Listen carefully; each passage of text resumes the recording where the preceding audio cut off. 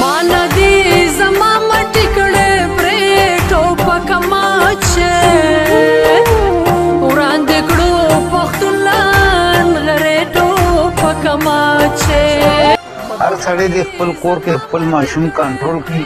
اندا باندې راخه خبره دی ځکه چې یو سړی ماشوم زیاده ماشوم خپل سبا زورني خلوی لکان دی غي دا ټاځي پټاکي دا خلاصي انداګي نه داغه د تربيت پته لګي چې د خپل مور خپل څه قسمه تربيت ورکړي خپل ماشومان کنټرول کوي بهر کور کې ګیس ته بهر کور کې یو پی ایس ته بهر کور کې بجلی دا نور څه د الکتریشن سامان دې سبته نه اور واخلي چې ته نقصان ورسي خپل بچی ته به نقصان ورسي نو بیا به څه کوي یو بل مهرباني وکړي زمونږ یو بل یو خوږ ماشوم دی انزله هغه یو پوسټ ورکړو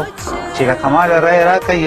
چې موږ دا کډې څنګه صفا کوم په هغې هغه ټیم ما لیکل کړي وو چې زه خپله کوڅه صفا کوم زه نایب ناظم یم زه جارو ما ته ځان بد نه ښکاري هر سړی د خپله کوڅه صفا کړي نه به ناظم ته ضرورت وي نه به ممبر ته ضرورت وي نه به خاکروب ته ضرورت وي موږ څه کوو زمونږ د پښتنو دا دغه دی چې زیات نه زیات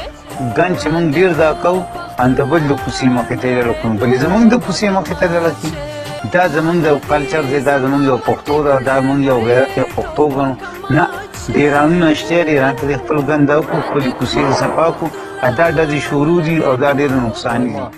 مانا دی زما مټی کړه پرې ټوپک ماچه چې په دنیا کې هر یو شی بیا ملاویږي که ګاډی خراب شي نو ګاډی به بیا واخلئ که موټرسایکل هم خراب شي نو بیا به والئ که پټی هم خرڅ کوو نو بیا به خدای طاقت درکړي وبلئ خو ژوند یو داسې عظیمه تحفه ده الله تعالی چې که ستا د لاسه څوک ضایع شو نو بیا هغه ژوند نه ملاویږي زما وروڼو د خوشحالۍ ورځې را روانې دي اختر دی او د هوایي فایرنګ د وجې زموږ نه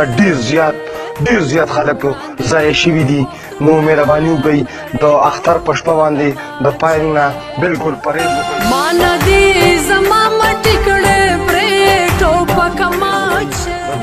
دی هوایي فایرنګ کې زمونږ د صوابۍ ډي پی او صاحب خالد همداني صاحب او ډي سی او صاحب دا سخت احکامات جاری کړي دي په دې کې میټینګونه هم شوي دي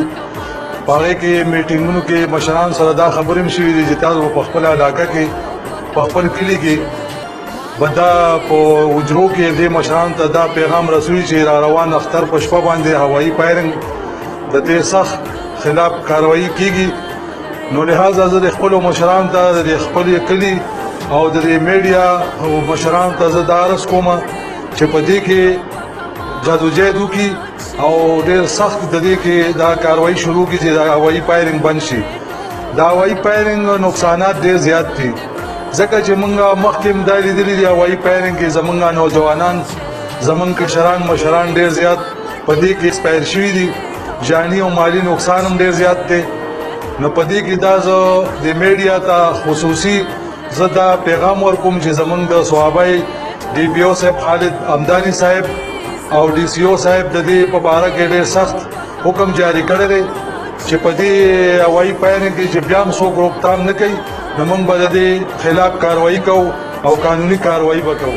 زما مټی کړه پرې ټوپک ماچه وړاندې کړو پښتونلان غره ټوپک ماچه